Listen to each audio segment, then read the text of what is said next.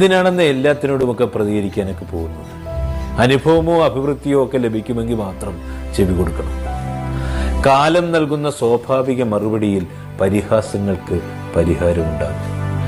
അത്രയും നാൾ സംയമനം പാലിക്കുക എന്നത് സ്വഭാവദാർഢ്യമുള്ളവർക്ക് മാത്രം കഴിയുന്നതാണ്. പ്രകോപനങ്ങളോട് പ്രതികരിക്കുവാൻ എളുപ്പമാണ്, അവഗണിക്കാനാണ് ബുദ്ധിമുട്ട്. ഒരാൾ എന്തിനോടാണോ രോഷാകുലനാകുന്നത് അതാണ് അയാളുടെ ദൗർബല്യം.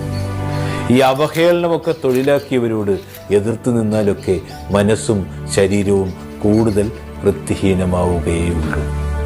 എത്ര അധിക്ഷേപിച്ചിട്ടും തളരാത്തവരോടും തിരിച്ചടിക്കാത്തവരോടും മല്ലടിക്കുവാൻ ആർക്കും താല്പര്യമുണ്ടാവില്ല. ഈ പ്രത്യാക്രമണം നമ്മുടെ വഴിയല്ല. പുച്ഛിച്ചവരുടെയൊക്കെ മുമ്പിൽ താൻ കീഴടക്കിയ ഉയരങ്ങളിൽ നിന്നും താഴോട്ട് നോക്കി പുഞ്ചിരിക്കണം. അതിനപ്പുറം എന്താണെന്ന് പ്രതികാരം?